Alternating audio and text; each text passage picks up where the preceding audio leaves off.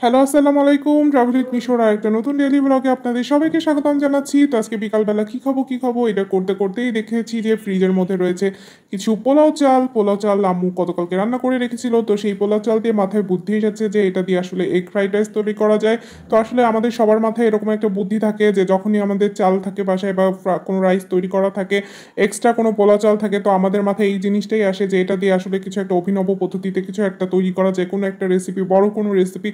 কিন্তু আসলে বড় কোনো রেসিপি আসলে তৈরি করা হয় না, সেই শেষমেশ আসলে আমাদের এই ফ্রাইড রাইস তৈরি করা হয়ে যায়। তো এখানেই হচ্ছে যে আমি ডিমটা ফেটে নিলাম, আর খুব ভালো করে ডিমটারে ঘুটে নিলাম। ঘুটার পরে হচ্ছে যে এখানে আমি ভালো করে কড়াইটা হচ্ছে খুব খুব গরম করে নিলাম তেল দিয়ে, আর এরপরে দিয়ে দিলাম হচ্ছে ডিমটাকে দেওয়ার পরে খুব ভালো করে এটাকে ঘুটে ফেললাম। ঘুরতে ঘুরতে ঘুরতে এটাকে একদম কুচি কুচি কুচি কুচি করে ফেললাম, একদম কুচি কুচি কুচি করতে করতে করতে এই কুচি মোটে শেষই হয় না। কুচি করতে করতে করতে এরপর আমি আমার রাইসটাও দিয়ে দিলাম। এই রাইসটা দিতে দিতে আবার একটু নাড়াচাড়া করতে করতে এরপর দিয়ে দিলাম সর্বপ্রকার মশলা, যেখানে যা আছে ফ্রিজে সব বের করে কি দিলে এটাকে খুব টেস্টি করা যায় সেইভাবে হচ্ছে সব কিছু দিয়ে এইটাকে খুব ভালো করে আর কি মিক্স করে নিলাম। মিক্স করতে করতে করতে করতে এটাকে একদম মানে পুরা একদম ফ্রাই ফ্রাই করে ফেললাম। একদম যতক্ষণ না এটা ফ্রাই না হয়, রেস্টুরেন্ট স্টাইলে যেখানে বলা হচ্ছে যে একদম আপনারা চুলার জালটা বাড়িয়ে দিয়ে পুরো ফ্রাই করে ফেলবেন। এটাকে ফ্রাই করতে করতে করতে করতে করতে আমার হাতটা ব্যথা হয়ে গেল, তবুও হচ্ছে থামতেছিলাম না। না, এটাকে একদম রেস্টুরেন্ট স্টাইলে একদম ফ্রাইড রাইস তৈরি করে ফেলতে হবে।